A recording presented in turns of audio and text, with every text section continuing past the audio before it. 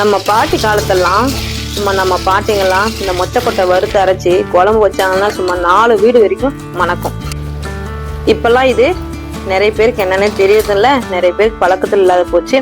இன்னைக்கு வந்து மொச்சக்கொட்டையும் சுரக்காவும் தான் போட்டு குழம்பு வைக்கலாம் வாங்க. சும்மா சாப்பிட்றதுக்கு அவ்வளோ ஒரு டேஸ்டா இருக்கும், அல்டிமேட்டா இருக்கும். இந்த மொச்சக்கொட்டை கூட கத்திரிக்காய் போட்டு வைப்பாங்க, முள்ளங்கி போட்டு வைப்பாங்க, இன்னொன்று வந்து கத்திரிக்காய் கருவாடும் போட்டு வைப்பாங்க. சாப்பிட்றது சும்மா சூப்பராக இருக்கும். நாம இன்னைக்கு மொச்சக்கொட்டையும் சுரக்காவும் போட்டு குழம்பு வைக்கலாம். எப்படி செய்யுதுன்னு சொல்லிட்டு பார்க்கலாம் வாங்க. வீடியோக்குள்ளே போகிறதுக்கு முன்னாடி நீங்கள் இப்போ தான் நம்ம சேனலை ஃபர்ஸ்ட் டைம் பார்க்கணும்னா மறக்காமல் சப்ஸ்கிரைப் பண்ணிக்கோங்க. வீடியோ ஸ்கிப் பண்ணாமல் பாருங்கள், அப்போ தான் எப்படி செய்யுதுன்னு சொல்லிட்டு தெரியும். அதே மாதிரி சப்ஸ்கிரைப் பண்ணாதான் நம்ம வீடியோ போடும்போது உங்களுக்கு கரெக்டாக நோட்டிஃபிகேஷனாக வரும். ஃபஸ்ட்டு மொச்சக்கொட்டை எடுத்து நம்ம நல்லா வறுத்து எடுத்துக்கணும். இந்த கொட்டை வறுக்கும் போதே அந்த வறுத்த கொட்டை வந்து சாப்பிட்றதுக்கு அவ்வளோ ஒரு டேஸ்ட்டாக இருக்கும். எங்கள் அம்மா செய்யும் போதெல்லாம் நான் சின்ன பிள்ளையா இருக்கும்போது இந்த கொட்டை வறுத்தாங்கன்னா குழம்புக்குன்னு பாதி கொட்டை வந்து ஆட்டையை போட்டு தூக்கின்னு ஓடி போயிடுவோம் நம்ம. அது ஒரு அவ்வளோ ஒரு டேஸ்ட்டாக இருக்கும் அந்த கொட்டை நடுக்குன்னு சாப்பிட்றதுக்கு. இப்பெல்லாம் இந்த ஒரு பழக்கமே இல்லாமல் போயிடுச்சு. அதுவும் அந்த மண்பானையில் வைப்பாங்க குழம்பு, அப்பெல்லாம் சும்மா அவ்வளோ ஒரு டேஸ்ட்டாக இருக்கும். கொட்டையை நல்லா வறுத்து ஒரு 4 விசில் உப்பு போட்டு வேக வச்சு எடுத்துக்கலாம். அதுக்கப்புறம் வந்து தனியா கொஞ்சமாக அந்த வேக வச்ச கொட்டை, வரமிளகா, சீரகம், தக்காளி, புளி இதெல்லாம் போட்டு கொஞ்சமாக தேங்காய் வச்சு நல்லா ஆட்டி எடுத்துக்கலாம். ரொம்ப நைஸாக ஆட்டக்கூடாது, கொஞ்சம் குறப்பாக ஆட்டி எடுத்துக்கலாம். அதுக்கப்புறம் பாத்திரத்தில் எண்ணெய் ஊற்றி வடகம் போட்டு தாளிச்சுக்கலாம். அது வந்து ரொம்பவே நல்லா மணமாக இருக்கும். வடகம் போட்டு நல்லா அந்த பொரிஞ்ச உடனே நம்ம எடுத்து வச்சிருக்கிற காயை போட்டு ஒரு கொஞ்ச நேரம் வணக்கிக்கலாம். காயை வணக்கும் போது கொஞ்சோண்டு அந்த காயை வணங்கிறதுக்கோசரம் உப்பு போட்டுக்கலாம்.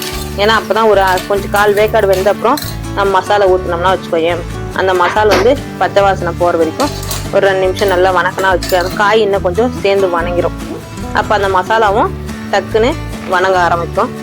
காய் வணங்கின உடனே நம்ம எடுத்து வச்சிருக்க அந்த மொச்சக்கொட்டையை வந்து போட்டுக்கலாம். அதையும் போட்டு ஒரு 2 நிமிஷம் வணக்கணும் அவசியம், சும்மா இருந்தாலே ஒரு 2 நிமிஷம் வணக்கி விட்டா வச்சுக்கோ. அந்த தண்ணியெல்லாம் வந்து கொஞ்சம் அந்த காயில் இருக்கிற தண்ணி விடும். அப்போ பார்த்து நம்ம கருவேப்பிலை போட்டுக்கலாம். கருவேப்பிலை ஃபஸ்ட்டையும் போடலாம், ஒன்றும் பிரச்சனை இல்லை.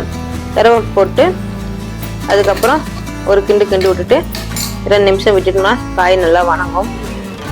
காய் வணங்கின உடனே அதுக்கப்புறம் நம்ம குறன்னு ஆட்டி வச்சிருக்கிற அந்த மசாலாவை போட்டு கொஞ்சம் வணக்கிக்கலாம். இது வந்து வறுத்தரைக்கும் நல்லா இருக்கணும், குழம்பு சும்மா செம்ம டேஸ்ட்டாக இருக்கும்.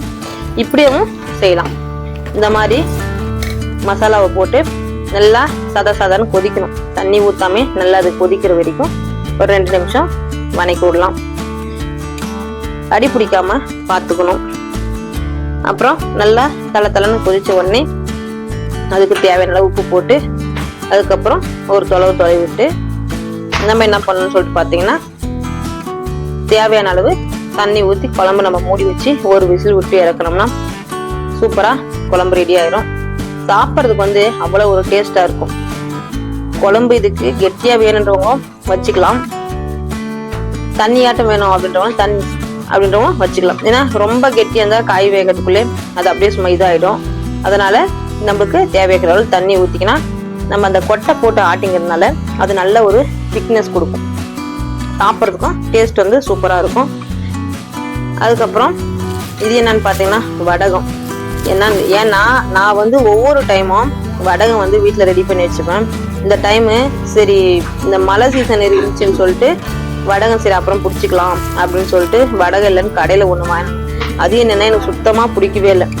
நம்ம பிடிக்கிற வடகம் அந்த நல்ல எண்ணெய் பசையோட நம்ம உடைச்சி விட்டா மட்டும்தான் உடையும். அது கலரும் நல்ல கருப்பு கலர்ல ஆயிரும், சூப்பராக இருக்கும், ஒரு வாசம் வரும். இது என்னன்னா சுத்தமாக எண்ணெயே போட காணோம், அப்படியே தனித்தனியாக புதியாவே இருக்குது. எனக்கு சுத்தமாக பிடிக்கல. அப்போதான் முடிவு பண்ணேன், எந்த பொருளாக இருந்தாலும் 10 ரூபாய் அதிகமானாலும் நம்ம வீட்டில் நம்ம கையால் செய்கிற பக்கம் வராதுன்னு சொல்லிட்டு ஃபஸ்ட்டு வடகம் பிடிச்சிடணும்னு சொல்லிட்டு முடிவு பண்ணிட்டேன்.